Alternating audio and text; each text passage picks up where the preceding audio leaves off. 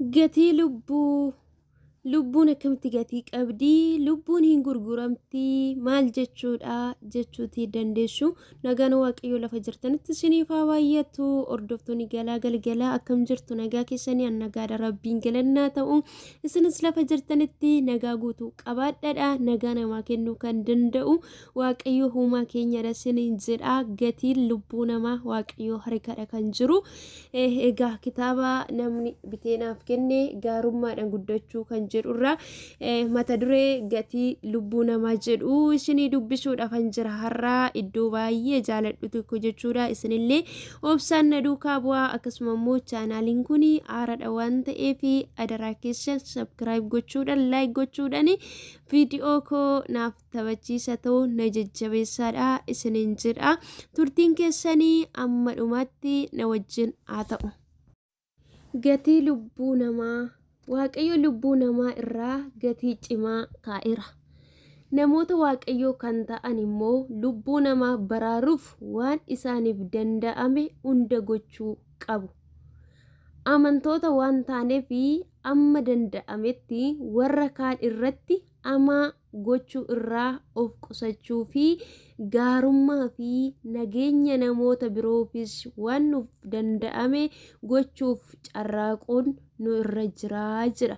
Waaqayyo lubbuu namaa irra gatii cimaa kaa'eera. Namoota waaqayyo kan ta'an immoo lubbuu namootaa baraaruuf waan isaaniif danda'ame hunda gochuuti qabu. Namoota waaqayyotti hiiqan immoo lubbuu namootaa baraaruudhaaf wanta isaaniif danda'ame karaa isaaniitiin gochuuti akka danda'anii nu hubachiisa jechuudha. Amantoota waan taaneef amma danda'ametti warra kaan irratti ama gochuu irraa qusachuu fi gaarummaaf nageenya namoota birootiifis waan nuuf danda'ame gochuu fi carraaquun nu irra jira. Seerota kakuu moofaa keessatti kennaman yeroo xiinxallu waaqayyo bineeldota olitti xiyyeeffannoo fi gatii caalaa namaaf akka qabu hubannaa. Seerota kakuu moofaa keessatti kennaman yeroo xiinxallu waaqayyo bineeldota yookaas immoo bineensota haalaa waan hunduma caalattiyyuu xiyyeeffannoo isaa irra guddaa namootaaf kennee jedha jechuudha. Namni kamiyyuu yoo miidhame yookaan hubame garee hubaatii geessise irratti gocha wal fakkaataadhaan ijaa baasaa lubbuuf ilkaaniif kan kana fakkaatan jedhamee gatii baafamaa. Horii yoo ta'e yookiis horii ollaa yoo ajjeese adabni isaa gatiidhuma sana laachuudha jedha.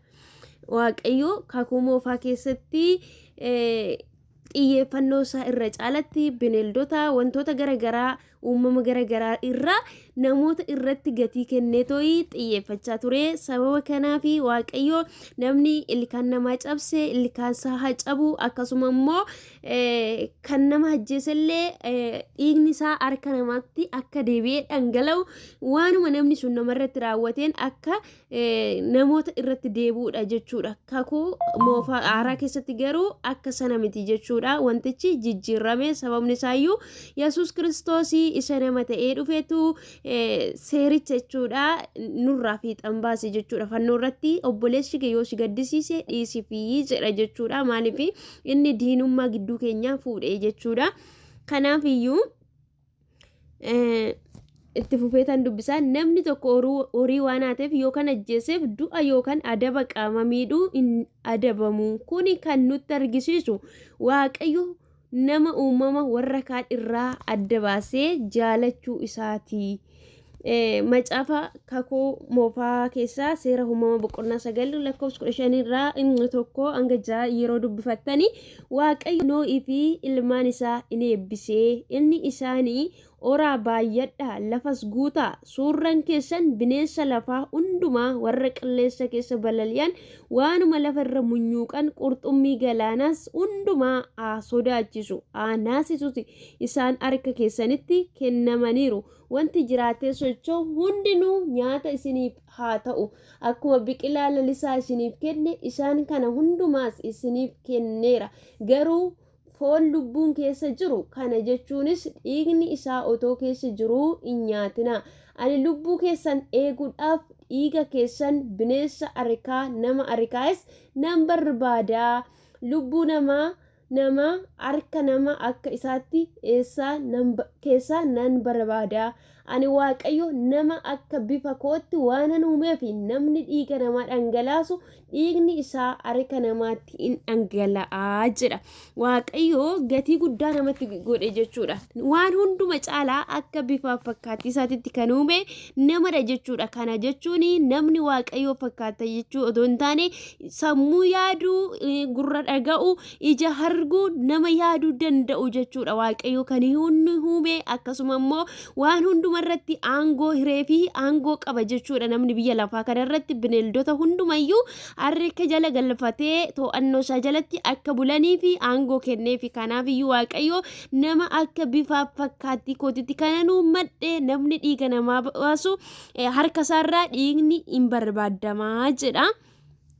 Kanaaf waaqayyo lubbuu namaatii fi gatii guddaa qaba. Waaqayyo baay'ee nama jaalata siniin jedha. Turtii gaarii qabaadha. Baay.